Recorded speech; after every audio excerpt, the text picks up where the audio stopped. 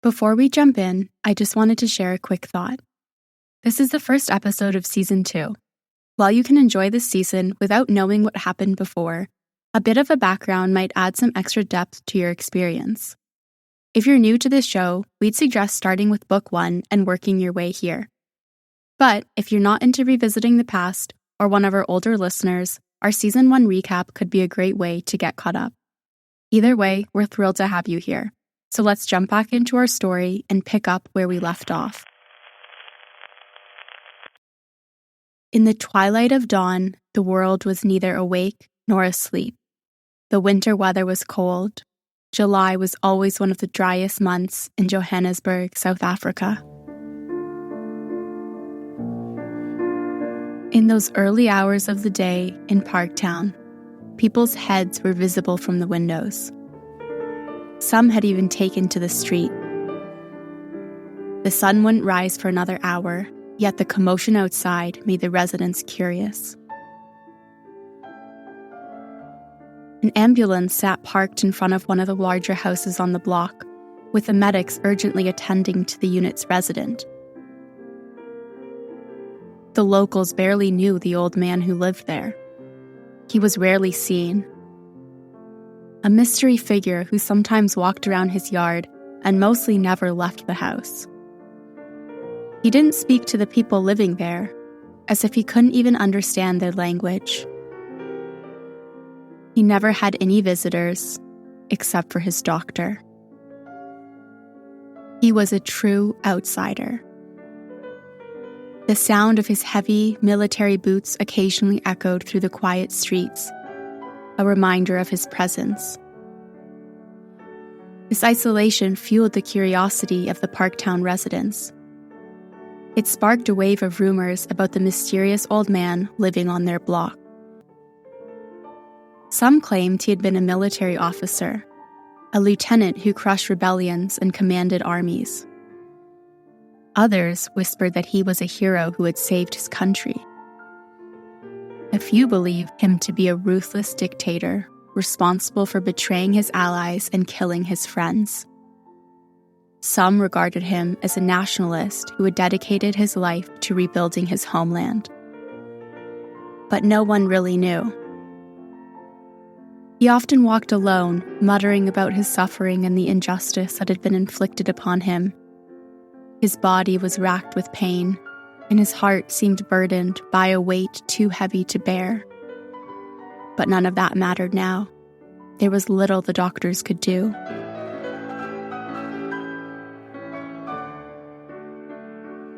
At 6 a.m. on July 26, 1944, the people of Parktown gathered to witness their mysterious neighbor for the last time. As the ambulance carried the body away, whispers rose in the cold morning air. Whispers about the man who had once been a simple soldier, rising to become the prime minister of an empire. The prime minister who had overthrown a century-old dynasty to establish a kingdom in his own name. The king who had been banished from his land by the foreign powers who had once supported him. Reza Shah of the House of Pahlavi, exiled from his homeland, destined to die far away from the country he had once ruled. Alone and forgotten.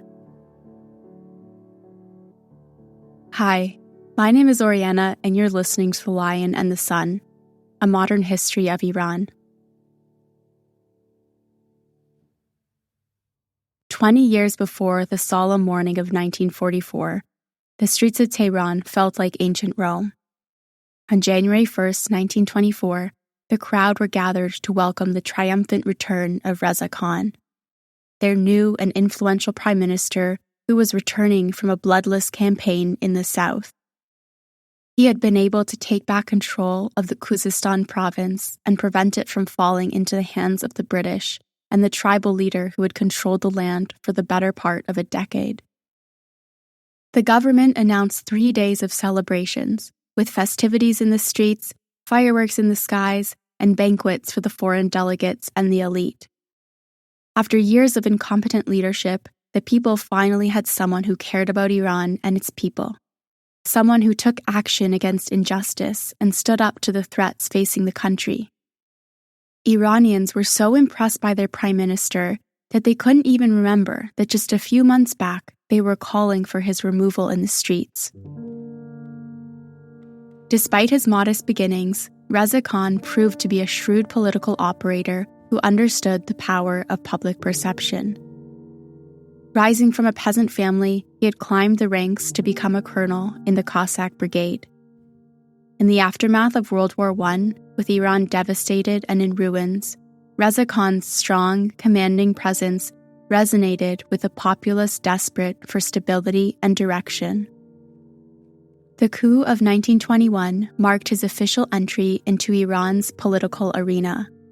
Appointed Minister of War, Reza Khan gradually expanded his influence, consolidating power step by step, positioning himself as a central figure in the country's governance until he became the country's prime minister in 1923.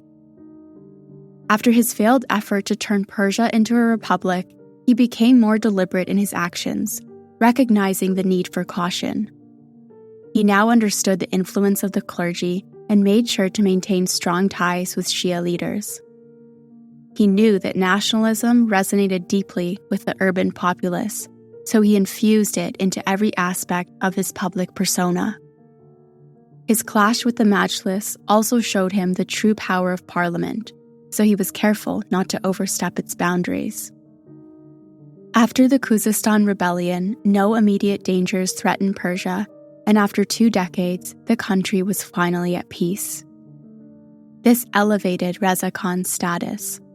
There were no rebellions, no protests, and no disdain toward the prime minister. Even the Fifth Majlis, the legislative body that only a few months back had contemplated holding a vote of no confidence against Reza, was fully supportive of his actions. The current Majlis consisted of 3 fractions: those who fully supported Reza Khan, those who supported him but would have preferred minor changes to his cabinet, and a small minority who opposed Reza Khan completely. But even that minority was careful not to overstep their reach.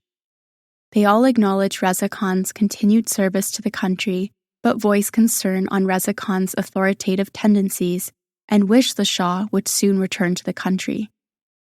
They hoped that the return of Shah would curb Reza Khan's ambitions and help control his thirst for power. A minority that was led by Hassan Moddares. Hassan Moddares was clergy and one of Reza Khan's biggest critics. He was the one that stood against Reza's move to turn Iran into a republic and the chief architect of the prime minister's vote of no confidence. During the fight against republicanism, Moddares was at the height of popularity and influence, an influence which had been declining ever since. During Qazal's rebellion, Moddares had advocated for the Sheikh's autonomy and was his supporter in the parliament. The unpopularity of Qazal had eroded much of Moddares's prestige, but he was still an influential figure in the legislative chamber. Reza Khan knew that to make a move, he had to have the support of all parliament members, and that meant courting the minority who were against him.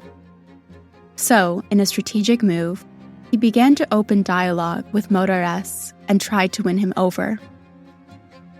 Reza Khan believed Moddares to be as pragmatic as him, and seeing his declining popularity, he knew that Moddares would be willing to do anything to pick himself back up again.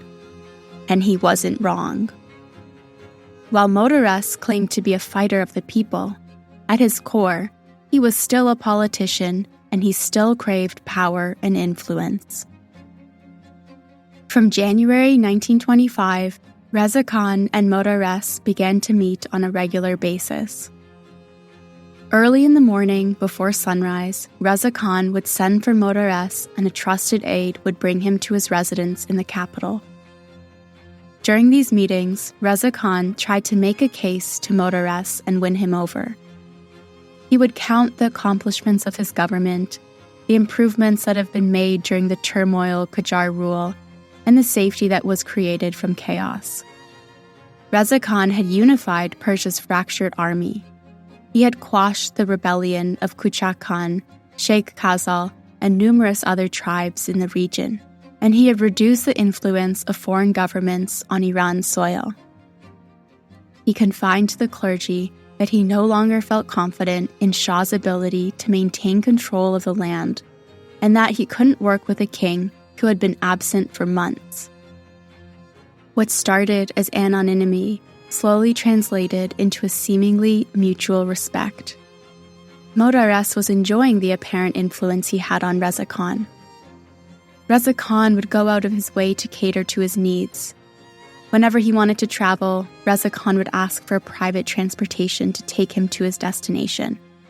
Whatever the clergy needed, Reza Khan made sure that it was provided. He was becoming an influential figure once again, and the temptation of power became too great to ignore. In February 1925, Moddares, who had been pushing for Reza Khan's removal just months earlier, passed a law granting Reza Khan the title of Commander-in-Chief. This move elevated Reza Khan to a position of power rivaling that of the king. This title was a huge concession to Reza Khan. According to the Persian constitution, only the reigning monarch could hold or bestow the title. However, with the Majlis now formally certifying it, Reza Khan had become untouchable. Ahmed Shah could no longer dismiss him, and Reza Khan wielded near royal authority. For Moddares, this was a calculated strategy. In his view, by accepting the title through the Majlis, Reza Khan was acknowledging the parliament's authority over him. Though the title granted Reza Khan king-like powers, it also reinforced the supremacy of the Majlis over the monarchy. Reza Khan's position now depended on parliamentary support, and the Majlis could withdraw that backing whenever it felt threatened. Alongside this recognition, Moddares also managed to extract 3 concessions of his own from the prime minister. In exchange for granting him the commander-in-chief title, Reza Khan agreed to bring 2 of Moddares's nominees to his cabinet. The first was Shokrullah Sadri, who was appointed as the Minister of Interior, and Firuz Nosrat al-Dowleh, who was chosen as the Minister of Justice. These decisions led to backlash from the pro-Reza Khan fraction of the parliament.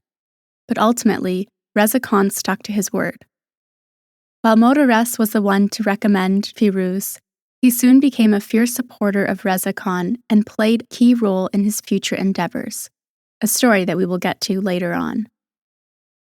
Beyond cabinet appointments, Moddares also demanded that Reza Khan mend ties with the heir apparent Mohammad Hassan Mirza, the brother of Ahmed Shah. During the Republicanism saga, Mohammad Hassan Mirza had emerged as a rallying figure for Reza Khan's critics, with many advocating for him to replace Ahmed Shah and limit the prime minister's power. However, he failed to live up to these expectations. Because Mohammad Mirza was the most senior member of the Qajar family residing in the country, Reza Khan had to be in contact with him for making major decisions in Iran's politics. Yet, since Reza Khan's return from the south, he had refused to engage with the heir, complicating matters that required royal input. Reza Khan thought Mohammad Mirza to be a weak, uninspiring figure, but he respected the wishes of Moddares. On February 17th, Reza Khan came to the parliament to thank the members for bestowing him the title, and afterwards he called the prince to rekindle the ties. Moddares's third and final request was the most complex. He asked Reza Khan to facilitate the return of several prominent Iranian politicians who had been exiled.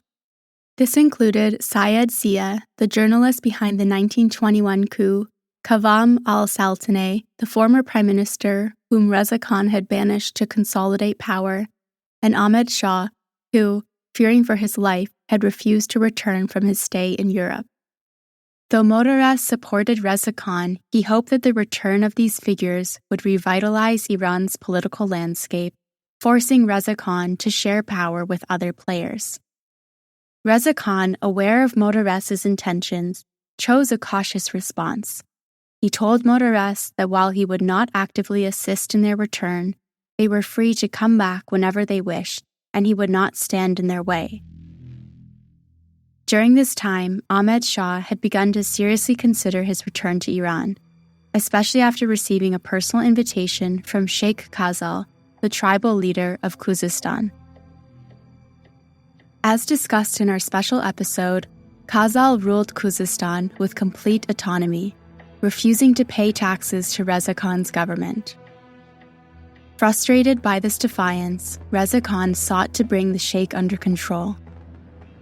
Qajar's invitation to the king was a strategic move to undermine Reza's authority by restoring Ahmed Shah, who would likely support Qajar's position in the province. After consulting with his uncles and trusted advisors, Ahmed Shah informed his relatives in Tehran that he had intended to return. In September 1925, he and his mother, banished years earlier alongside his father, Muhammad Ali Shah, booked their journey back to Iran. I will be leaving Paris via Bombay on October 2nd. I am pleased to return to my beloved country and look forward to meeting Your Excellency. In a personal telegram to Reza Khan, Ahmed Shah confirmed his plans. Reza Khan's response was polite but measured. He acknowledged the news and asked about the Shah's point of entry into the country. Behind the diplomatic tone, Reza Khan was far from pleased.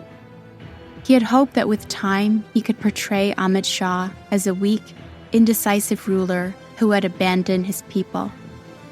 But now he was running out of time. He had to take things into his own hands. Shortly after receiving the telegram, Reza Khan orchestrated public demonstrations in Tabriz, the Qajar Dynasty's traditional stronghold. These protests were carefully staged to express the people's contempt with the Shah and his family. The protests soon spread to Rasht, Esfahan, and Mashhad, and their tone changed from aggression to hostility. The people didn't want a change of behavior. They wanted a change of monarchy. With momentum on his side, Reza Khan knew it was time to act.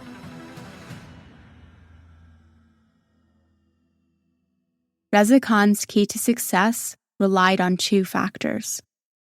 First, he had to ensure that the neighboring superpowers supported his actions, or at the very least wouldn't obstruct them.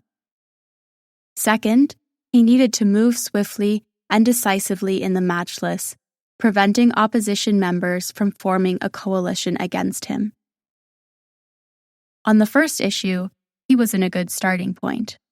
The Soviets, who viewed the Qajar dynasty as relics of the Russian Empire, supported Reza Khan's rise.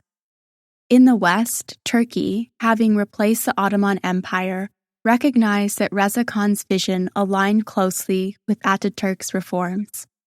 Turkish newspapers had begun publishing articles in support of Reza Khan, launching an indirect propaganda campaign on his behalf.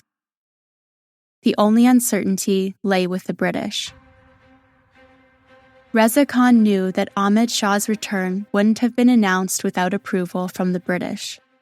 This meant that they still might have favored the Qajar dynasty. To clarify their position, Reza Khan sent his foreign minister, Hassan Moddares, to meet with Percy Lorraine, the British envoy to Iran. On October 21st, Moddares sat down with Lorraine. Lorraine admitted that while he had had the discussion with Ahmed Shah about his return, the British government had neither endorsed nor officially supported it. Lorraine expressed concern about the idea of deposing a sitting king and suggested alternatives, such as allowing the Shah to return and expanding Reza Khan's role, or perhaps installing the Shah's brother, Mohammad Hassan Mirza, as a replacement. Moddares made it clear that Reza Khan had no intention of cooperating with the Qajars anymore. He firmly believed that as long as the dynasty remained in power, meaningful progress would be impossible. Lorraine asked for time to consult with his superiors and come back with a response. 2 days later, on October 23, the British government issued a statement to the Iranian Foreign Office. His Majesty's government have no wish to interfere in the internal affairs of another friendly country. These issues are capable of action only by the Persian people. This was as far as the British were willing to go. They would turn a blind eye to Reza Khan's plans. And for him, this was enough.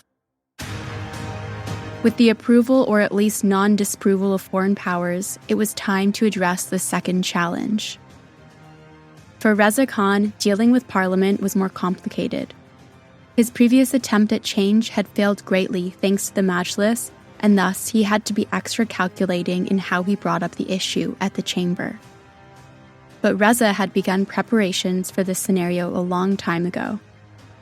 Ever since the election for the Fifth Parliament, he had made sure that through military and his interior minister, the majority of candidates would be in support of him. He had the backing of the nationalists and progressives through his actions and the year-long propaganda. Now, Hassan Moddares, his only opposition, was on his side as well.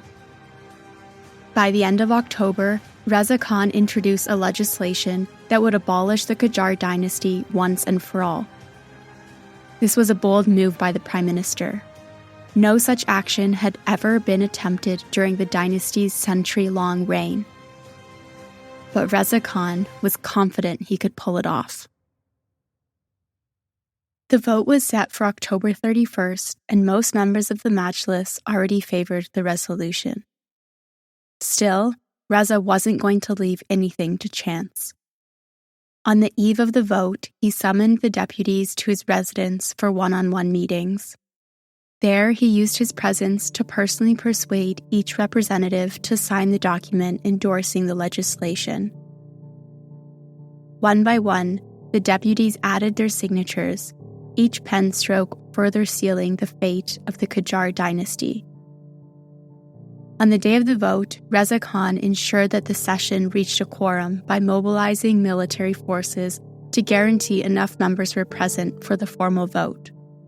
He did allow a few deputies, those known for their loyalty to the Qajars, to abstain from voting.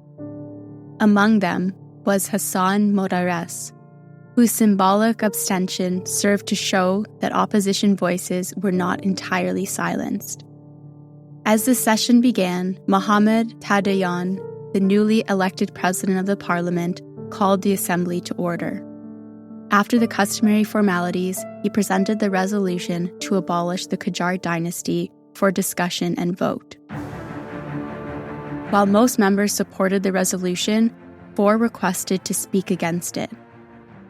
Among them was Mohammad Mossadegh, a prominent progressive representative and outspoken critic of Reza Khan. You may recall that as finance minister under Qavam al-Sultanate, Mossadegh had clashed with Reza Khan over the military budget and had also opposed his earlier push towards republicanism. In his speech, Mossadegh made an intricate argument. He started by acknowledging Reza Khan's significant contributions to the country during his tenure as Prime Minister and Commander-in-Chief. But he cautioned that if the Qajar dynasty were abolished and Reza Khan became king, the constitution would require him to surrender the executive powers of the Prime Minister and focus solely on ceremonial royal duties. This, Mossadegh argued, would limit Reza Khan's ability to deliver tangible results, weakening his practical governance that had benefited the nation so far. Mossadegh implored Reza Khan to consider how productive the government and parliament had been in the past few years and to stay in his position. Mossadegh's argument carried a deeper warning. He implied that Iran's existing constitutional monarchy, as it stood, did not grant the Shah executive authority. If Reza Khan ascended the throne, Mossadegh feared his inherently autocratic nature could transform the political system into a monopoly for the king. The separation of powers would erode, leaving both the executive and legislative branches powerless. Just as during the republicanism debate, Mossadegh was alerting his colleagues that concentrating authority in Reza Khan's hands would dismantle the fragile balance of power that had been barely maintained, risking the future of Iran's democracy. Mossadegh knew that his remarks weren't going to sway any votes or change any minds. The votes had already been cast. His speech was a symbolical protest. For now, that was all he could do. The 4 opposition members delivered their speeches and then left the chamber, abstaining from the vote. After their departure, there were 80 representatives left. All voted for the dissolution of the Qajar Dynasty. In the name of the welfare of the people of Iran, Parliament hereby declares the abolition of the Qajar Dynasty. It, within the bounds of the Constitution and other prevailing laws of Iran, entrusts the provisional government to Reza Khan. The determination of the form of the permanent government shall rest with the Constituent Assembly, which shall be held for the purpose of amending Articles 36, 37, 38, and 40 of the Constitution. In many ways, the fall of the Qajar dynasty seems inevitable. King after king, their influence had faded, consumed by greed and marked by incompetence. Year after year, the country had drifted deeper into despair, its resources squandered and its people disillusioned. It was only a matter of time before this dynasty, now at the end of its turn, would cease to exist. What wasn't so obvious was that a soldier from a humble background would be the one to deliver the final blow. Reza Khan was shrewd and relentless. He knew how to make himself indispensable, whether as a member of the Cossack Brigade, Minister of War, or Prime Minister. In the ruthless world of Iranian politics, he mastered the art of survival by cultivating both fear and respect. Now, this soldier turned prime minister was poised to become the next king of Persia. In the next episode of The Lion in the Sun, Reza Khan convenes the Constituent Assembly, establishes a new dynasty, and crowns himself as the country's new king. The Lion in the Sun is a String Studios production. For more about this episode, including the transcript, relevant photos, and documents, visit our website. You can also follow us on Instagram, TikTok, Blue Sky, or Facebook to stay connected. If you like this episode and our show so far, don't forget to rate the podcast and leave us a review on iTunes, Spotify, or wherever you listen to us from. And if you really like our podcast, feel free to share it with a friend, relative, or anyone you think might find this story interesting. Your support means the world to us, and it's our one and only marketing tool. For early access to episodes and bonus content, consider joining us on Patreon. It's a great way to support the show and get something extra in return. My name is Oriana, and I will see you in 2 weeks. Thanks for listening.